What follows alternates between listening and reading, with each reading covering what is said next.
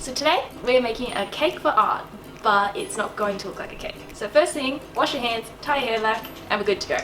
So I have pre-lined my 8-inch cake pan, I want to say. It's got a this movable base, so it's going to be super easy to get out, I pray. And today we're going to be using the Thermomix to just blend everything. You can use a normal blender, it's fine. And I will be following a recipe that I love on the How to Cake It website. They are super good, super firm, really easy to ice. So I've preheated my oven to 170 degrees Celsius, and now we are going to mix all the dry ingredients together. So your flour, your salt, your sugar. So we need 2.5 cups of flour, so that ends up being 5 cups of flour. And I'm using self-raising flour, by the way. I'll get that lift on that cake. So then we're going to add in some salt, any salt of choice. I'm just putting in 2 pinches. And then we need a baking powder, which it calls for 2.5 teaspoons. So I'm going to put roughly about 2 tablespoons in. And then we're going to mix it all together. So I'm just going to chuck the lid on. Put it on a light stir. And then we're going to set this mixture aside so then we can put our wet ingredients in. Here we have our bowl that we're just going to transfer the flour into and try and not make a huge mess. Get all the flour out. Okay, next we're going to cream the butter, sugar and vanilla together and make it nice and creamy, smooth, and you want it to go a really light and fluffy colour. Okay, so the recipe calls for 2 cups of butter for doubling the recipe, so I just looked it up and a cup is 128 grams, so that is roughly 260 of butter. Like slice it into some rather small cubes and we'll see how that goes. So as I thought, just not quite enough butter, so we're going to block here and just cut that one up real quickly and get another 30 grams. Alright, that looks good, so we're going to leave that one there. Place your butter aside, keep it soft for your icing. And then we're going to add, believe it or not, but this is how you get this cake so beautiful, 4 cups of sugar. Crazy, I know. I do not suggest using a knife to open up your packaging, but yeah, that's what I'm doing today, so that's okay.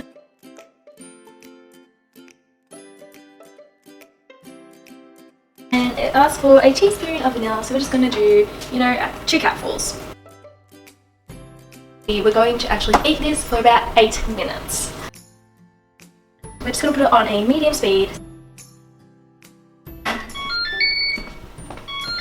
So it's all finished now. We'll give it a good old gaze.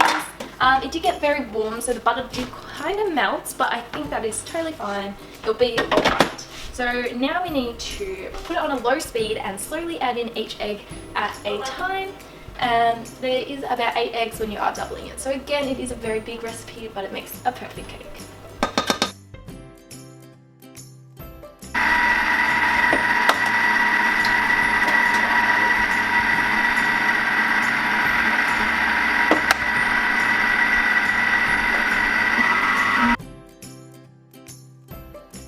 So next up we are going to be incorporating the flour and the milk into this liquid at separate times so it all incorporates really well. So I'm going to measure out 2 cups of whole milk into here.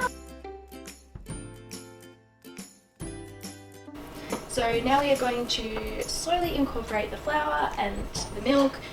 Roughly 3 parts milk, 4 parts flour, but as long as it's all incorporated, that's all that matters.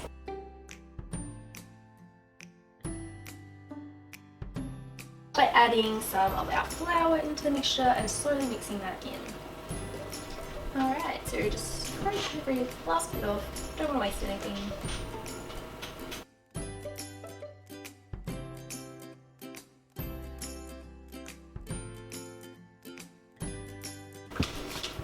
So now we've got our absolute huge bowl of cake batter. We want to fill up our tin. Already got a little bit of cake batter in it, so that's okay. It's lined and everything and ready to go. So we're just gonna pour it in. Ready? Alrighty, so we don't want any air bubbles, so we're gonna get our knife, cut through the batter, just to break it up. There we go. And pop it out. And that's ready to go in the oven.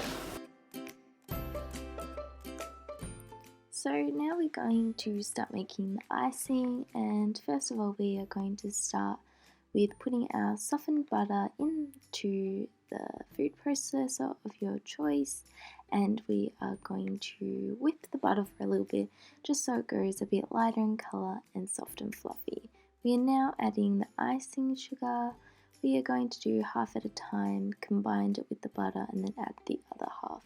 So the first half is about 1.5 cups. Scrape down the sides of your bowl. Make sure that you're combining all the icing into the butter.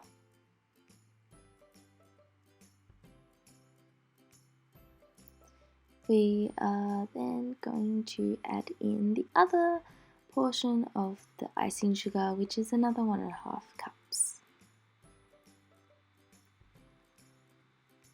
Also, don't forget to add in your vanilla essence.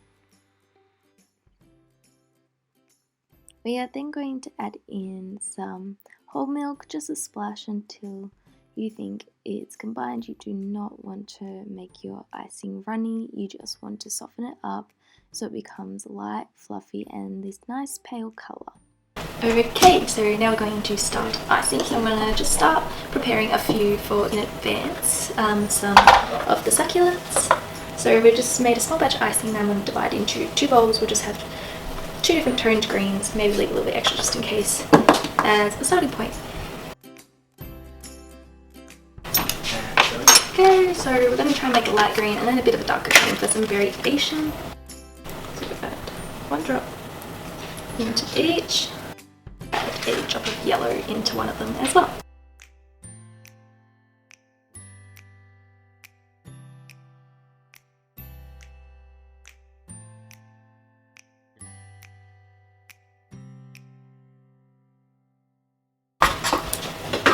So I like the colour of the one that we had the other two. This one's just a bit too pale, so we're going to add a bit more green to it. So I really like the starting colours of these. We might make them darker as we go and do just a few different ones, but always start lighter and then go darker. Get our piping tips in bags. 2 bags out. And then I've got an array of different piping tips that I'm just going to change up and trial and error some of them. So I'm starting with this like teardrop shaped one, and we're going to create some flowers that we're going to put in the fridge and then we can take them out and place them on the cake after. So to start off with, we're going to fill our piping bag.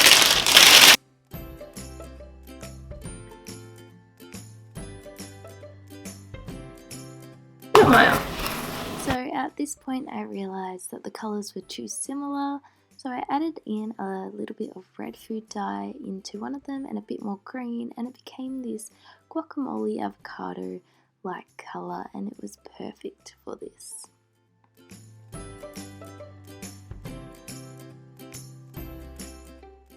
I then started to pre-ice some succulents to put on top of the cake. I made duplicates as I am actually making a styrofoam cake to go with it, so I will be decorating 2 cakes. I changed up the piping tips as I went, but I did create many designs based off just individual piping tips, so multiple designs are just off the one piping tip. As you can see, my family members were very intrigued by what I was doing.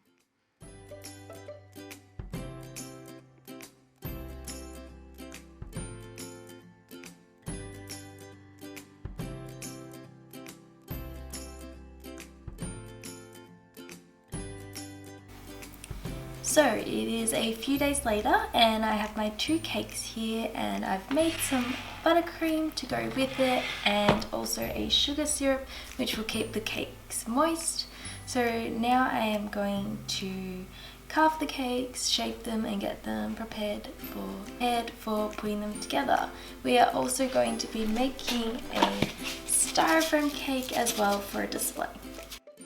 So first of all, here I have my cake and I just want to level them so they don't have a hump and they are really straight and cylinder shaped. If you get any divots from your cuts, you can always prop them up with icing again.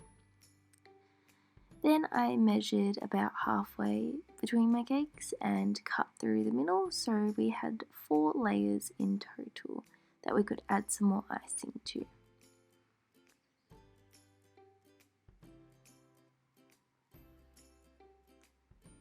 At this point I decided I wanted to make a secret chamber in my cake, so I had to cut out 2 holes from the middle 2 cakes, leaving the other 2 cakes fully whole.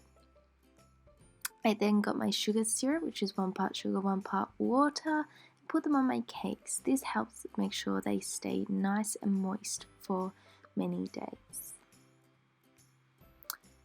I then had to mark out where my secret chamber was so I could ice around that part, as you do not want icing in it, as what we are putting on the inside is chocolate biscuit crumbs. We do not want that to stick to the icing.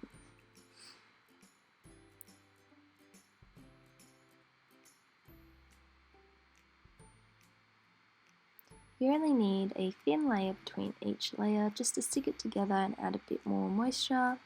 Here I am crumbling up all my biscuits to go inside of the chamber. I also decided to add some lolly snakes into it as well to look like a worm. So when you cut into the cake, the quote-unquote dirt and worms will spill out and look like a real pot plant. I then started my crumb coat. This is a very thin layer of icing around the cake before you put the proper icing on it, so no crumbs get into your decorative icing.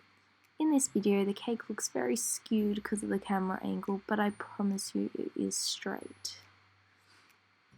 Then I decided to dye some icing grey to look like a cemented pot plant. I then started carving out a bit of the cake to look like the pot plant has a crack in it, just to make it look a bit more rustic. Here I am adding thick layers of icing, so when I use my bench scraper around the icing to smooth it, that not too much icing comes off from the cake. And then going around and refilling any bits that came off too much while scraping it back, trying to make it smooth. As you can see, I did this many times, and ultimately in the end it had this really rigid look to it. It was still smooth, but it had cracks and holes in it to make it look like a real cement pot.